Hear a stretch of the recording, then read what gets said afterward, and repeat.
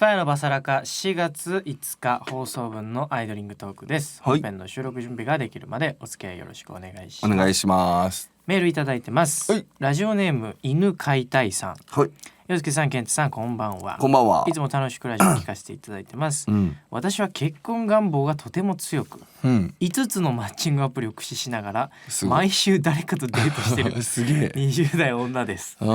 誰かと付き合いより大事にしたいという気持ちがお互いに芽生え、恋愛の延長線上に結婚というのが私の理想なのですが、マッチングアプリでいろんな人とお会いするとやはり結婚のための条件ばかり考えて、相手のことを見てしまいます。お給料やお仕事の欄を欠かさずにチェックしてしまう自分がいます、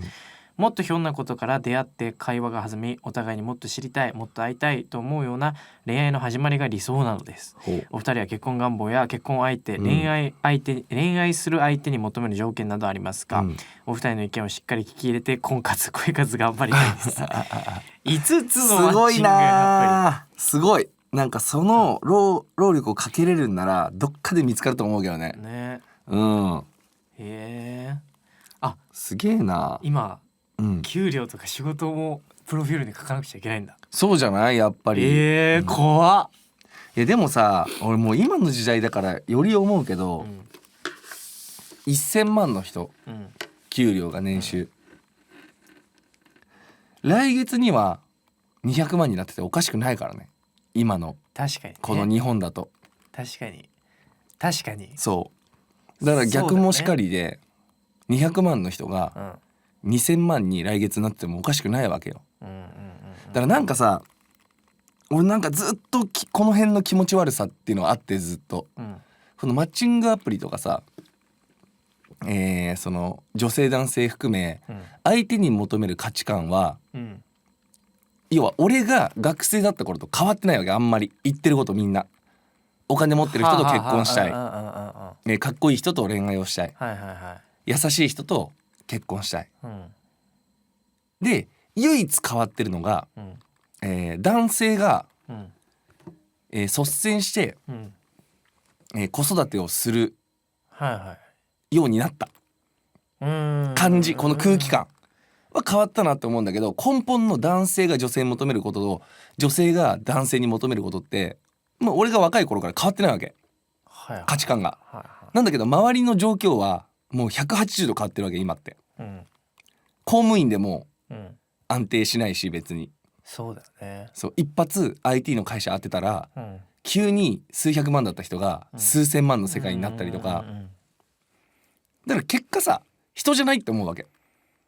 もうその人がどのぐらい頑張り屋さんで結果を残せる人なのか。だからこのマッチングアプリのこの表面の今の情報って、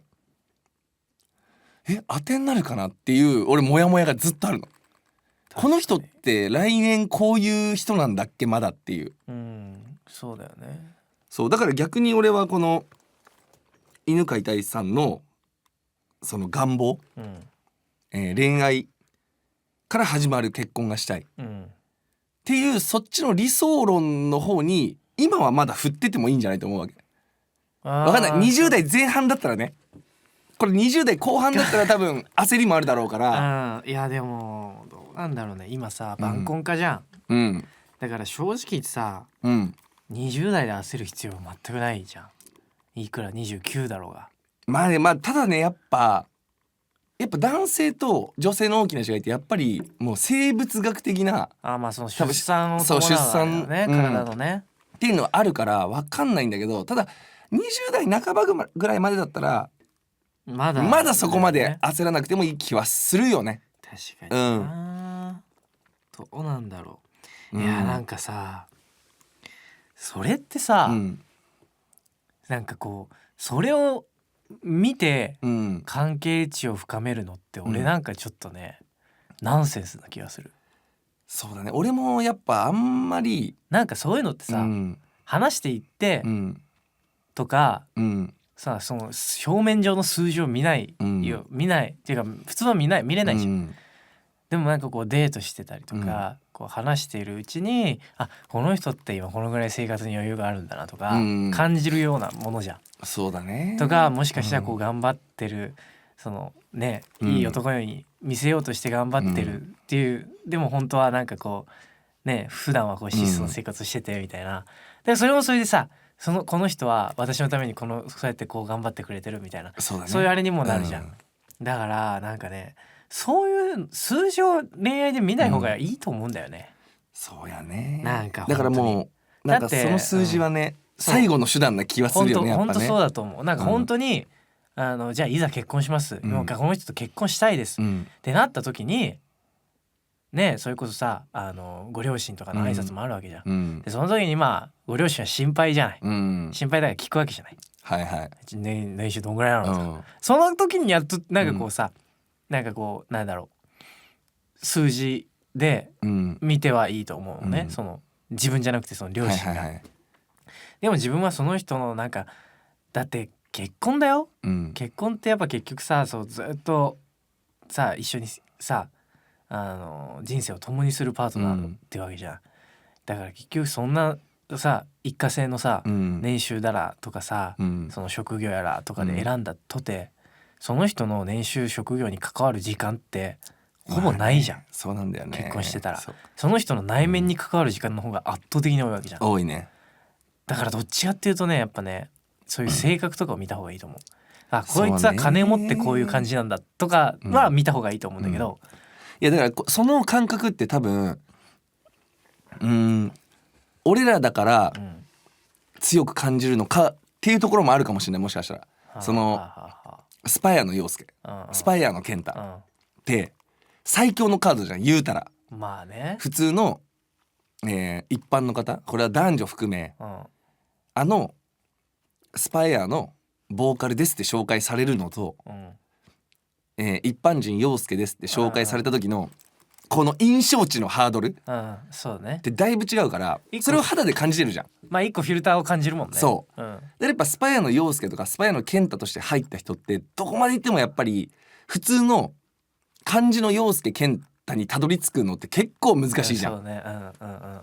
ただその全くその側の情報を知らなくてこの人面白いなっていうので、漢字の陽介、漢字の健太と仲良くしてきてくれた人が後日あのスパイアだったのってなると、結構漢字の陽介健太と付き合うのってわりかし簡単というか、そうだね、そもそも内面でおもろいと思って付き合ってくれてたのが後からついてきたっていう、っていうのを多分強く感じてるじゃん俺らは。そうね。でもこれ一般の人ってなかなか感じることがないから、それと同じ感覚だとは思うわけ年収とかって。そうね。そうだから結果年収だけで見ちゃうと、年収とかそういうなんかこういろんな数字、内側にたどり着くまで結局結構時間かかるし、たどり着けないことの方が多い気はしちゃうから俺は。だからなるべくこう側っていうのはその目安ぐらい、本当に目安として その人の全部じゃないっていう、ただの肩書きだよね。そう肩書きの方が俺もおすすめだなとは思う。やっぱり、だからまあとりあえずさ、この犬飼いたいさんはすごいアクティブな人、そうだね。いやこんだけアクティブなら見つかると思うけどね。そうだからとりあえずはなんかこうね、ちょっと言い方表現あれだけどさ、つまみ食いをしまくる本当に言い方あれだなそうつまみ食いをたくさんしまくって、試食だよ試食、自分の好きな一番美味しいと思う料理を選べばいいだけだと思うな。そうだね。だからそこから必ずしも選ばなくてもいいと思うしさ、試食だからね。そう、ただの試食だか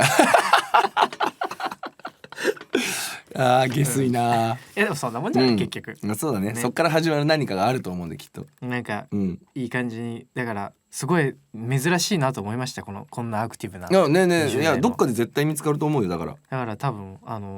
そのままでいいと思います。そのままこう突き進んで。そうね、自分の理想をまずは追ってほしいね。してみてください。ということで本編収録準備できたので、アイドリングトークはここまでです。本編は毎週土曜深夜1時から FM 福岡で放送中です。ぜひ聞いてください。それでは本編の収録へ行ってきます。